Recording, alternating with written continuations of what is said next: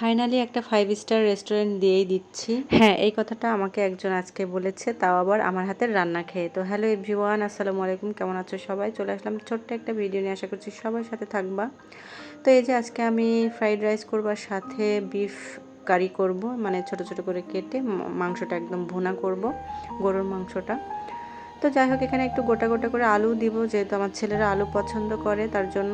বড় ছেলেকে স্কুলে দিয়ে এসে তারপরে আমার রান্নাটা করতে হচ্ছে, মানে 1-1.5 ঘন্টার মধ্যে আমাকে রান্নাটা শেষ করতে হবে। রান্না শেষ করে হাজব্যান্ডকে খাবার দিয়ে তারপরে আমার ছেলের স্কুলে ঢুকতে হবে। ছেলের স্কুলে 1টার সময় ছুটি, তো সেই টাইম মেনটেন করে আমাকে কাজ করতে হয়। তো এই যে, তো আমি রাইসটা ছেলের স্কুলে নিয়ে যাওয়ার আগে আমি সিদ্ধ করে রেখে গিয়েছিলাম, আর সবজিগুলো কেটে রেখে গিয়েছিলাম। এই যে এখন রান্না করতে সুবিধা হচ্ছে, এই আগে থেকে কাজ গুছিয়ে রাখার সুবিধাই কিন্তু এটা। আর রাতে তো মরিচ পেঁয়াজ এগুলো কেটে রেখেছি, তারপরে বেটে রেখেছি ব্লেন্ড করে।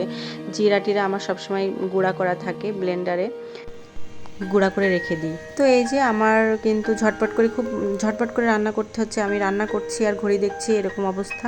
তো এই যে আমি কিন্তু সবজিগুলো একটু ভেজে নিয়েছি তেলের উপর দিয়ে, আর এখন ডিম 2টা দিয়ে দিব।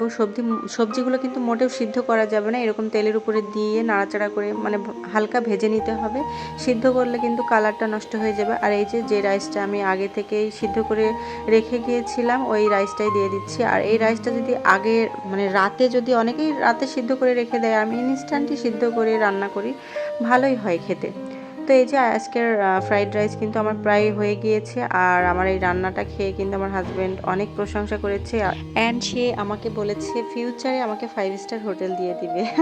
কথাটা খুবই হাস্যকর। তো যাই হোক, আমার কিন্তু ফ্রাইড রাইস হয়ে গিয়েছে, আর এদিকে মাংসটা আমি প্রেশার কুকারে তো রান্না করেছি, তো এখন নামিয়ে নিচ্ছি, নিয়ে একটু ফুটাবো, আর ভাজা জিরা মশলার গুঁড়া দিব এবং পেঁয়াজ বেরেস্তা দিব। তার জন্য এখানে অল্প একটু পেঁয়াজ বেরেস্তা করে নিচ্ছি। পেঁয়াজ বেরেস্তা দিলে মাংসের টেস্ট কিন্তু দ্বিগুণ বেড়ে যাবে।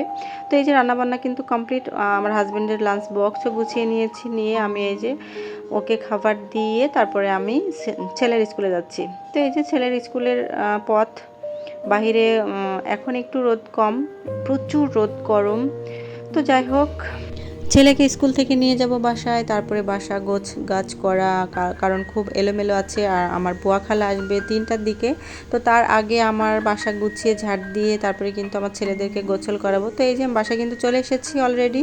ছেলের স্কুল থেকে আসার সময় একটু ক্রিম বিস্কিট কিনে নিয়ে আসছি, আমার ছেলের আবার খুব পছন্দ করে, তাই আবার একটা আমার ছেলে এখনই খাবে। আমি বললাম যে গোসল করে খাও, বললো যে না এখনই খাবো। তো 3 মা বেটা এই বিস্কিটটা এখন খেয়ে তারপর ওদেরকে গোসলটা করিয়ে দেবো। তো এই যে এখন ছেলেদেরকে আমি লাঞ্চ করিয়ে তারপরে আমি নিজে গোসল করব।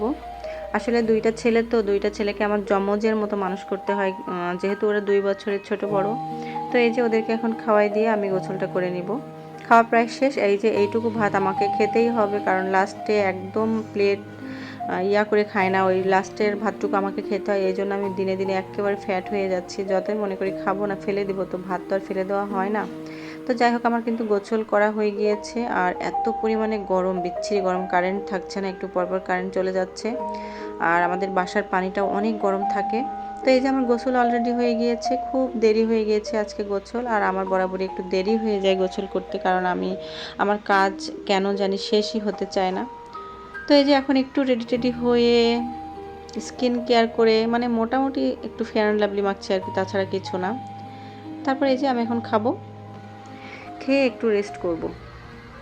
তারপর আমার ছেলে বলছে ও খাবে, আমাকে দাও, আলু দাও, কারণ আমার ছেলেরা আলু আবার খুব পছন্দ করে, শসাও পছন্দ করে, তাই একটু শসা দিলাম। বিকালে কতদিন যে ঘুমাইনি, আজকে ভাবছি একটু ঘুমাবো। একদম ঘুম হয় না জানো তো, ছেলেরা এত বিরক্ত করে। তো এই যে এখানে মনে করলাম যে একটু ঘুমাবো, তার এই যে কি অবস্থা বিছানার, মোটেও এই রুমে ঘুমানো যাবে না, তাই ভাবলাম পাশের রুমে ঘুমাই। তো এই রুমে চলে আসলাম। এই যে, তো এখন রেস্ট করব। আজকের ভিডিওটা অনেক বড় হয়ে গিয়েছে, তোমরা কিছু মনে করো না। এখন আসি তাহলে, টাটা। আর সবাই খুব ভালো থাকবে, আল্লাহ হাফেজ।